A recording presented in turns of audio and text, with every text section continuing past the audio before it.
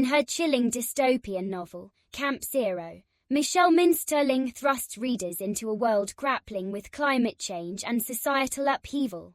6 women known as the Blooms arrive at Camp Zero, a derelict mall repurposed as a remote outpost in the far north.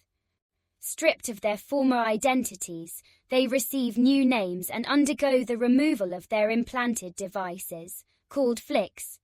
Meanwhile, Grant, a young man from Boston, experiences the harsh realities of this world when his flick malfunctions. He struggles to reach Dominion College, where he's set to teach, and encounters Maya, a seasoned resident who guides him. At the college, Grant discovers his students are diggers, a group facing their own struggles in this unforgiving environment. The Blooms, each with their unique past and motivations, are warned to steer clear of the diggers. As Grant adapts to life without the constant surveillance of the flick, he delves deeper into the region's history and the lives of its inhabitants. He learns about the climate challenges, the social hierarchy, and the ever-present tension between different groups. The Blooms, including Rose, find solace in their work, forge new relationships, and gradually make Camp Zero their home. Maya, attempting to gain Rose's trust, shares a poignant story about discovering wild roses in the midst of a devastating drought. The narrative then shifts to a flashback, revealing Grant's past with Jane, a woman who challenged his preordained path and instilled in him a sense of doubt about the world he thought he knew. The story takes us back to White Alice, a climate research station in the far north, where a group of women, including the future Blooms, find themselves at a crossroads. They decide to leave the station and seek refuge in Dominion Lake, a wealthy oil town. On New Year's Eve 2050, the Blooms attend a dinner where the Foreman, a figure of authority, cryptically warns Rose to protect her mother. This event marks a turning point as they prepare to leave Dominion Lake and embrace their new lives. Grant wakes up after a night of revelry, haunted by fragmented memories of his encounter with Willow, one of the Blooms, and a conversation with Wolf, a digger. Wolf takes Grant to the construction site, offering him a glimpse into the diggers' harsh realities and raising questions about the foreman's methods. The foreman, sensing Grant's growing curiosity, warns him against trusting the diggers and, more specifically, to stay away from Willow. Simultaneously, the women from White Alice make the life-altering decision to remain at the station with the General's blessing. Rose accompanies Maya on a trip to a partially constructed dome, a beacon of hope for sustainable living with its hydroponic rooftop garden. Maya reveals his motivation for this ambitious project to earn his estranged daughter's approval. Rose, torn between her growing connection with Maya and the allure of escape with the barber, a mysterious figure from her past, ultimately chooses to continue her journey with Maya. During a scavenging mission in the abandoned mall, the Blooms, led by Judith, stumble upon an untouched store. This discovery takes a sinister turn when Rose uncovers a chilling message: White Alice is here.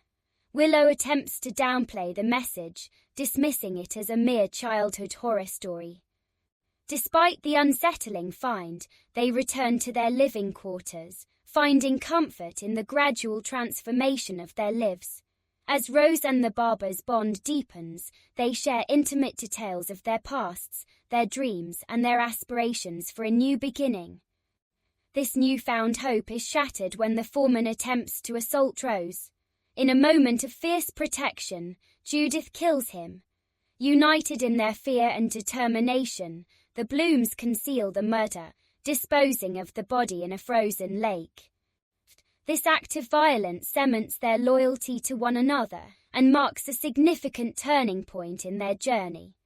Meanwhile, Grant notices the diggers whispering about the foreman's sudden disappearance, while Maya's black SUV stands idle in the parking lot, casting an ominous shadow over the unfolding events. Grant grapples with the challenges of his new reality, navigating life without the comforting guidance of his flick, and facing the complexities of teaching the diggers. The Blooms, each battling their past demons, find solace and strength in their shared experiences, their bond solidifying with each passing day. The murder of the Foreman reveals their unwavering commitment to one another, while the enigma surrounding White Alice continues to unravel, leaving a trail of unanswered questions. Judith interrupts Rose's preparations to leave, sensing her growing unease, and invites her for a cup of tea, a seemingly innocent gesture that masks a deeper intention. Simultaneously, Grant seeks out Willow, their clandestine meeting revealing a shared longing for escape. Willow confides in Grant about a hidden community in the far north, a haven of equality called White Alice. Fueled by a shared desire for a better life, they plan to flee the next day. However, as Grant exits Willow's room, he encounters Rose. The weight of their unspoken connection hangs heavy in the air as Rose hands Grant a note for the barber, insisting it be signed with her true name, Nari. In a moment of stark revelation, Judith confronts Rose about her knowledge of dysprosium, a valuable mineral hidden within the region, exposing the true purpose of Camp Zero mineral extraction. The idyllic facade of their new home crumbles as Judith extends a life-altering offer to Rose, a place in White Alice, a hidden community free from the tyranny of men. Bound by their shared past and the weight of this revelation, Rose ultimately confides in Judith, revealing her intimate knowledge of the camp's clandestine operations. The revelation of White Alice sends shockwaves through the tight-knit community of Blooms, igniting a firestorm of debate about their future.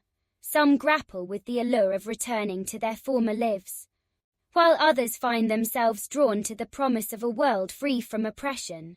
A final dinner becomes a poignant stage for their individual choices, each Bloom wrestling with their past, their fears and their aspirations for a better future.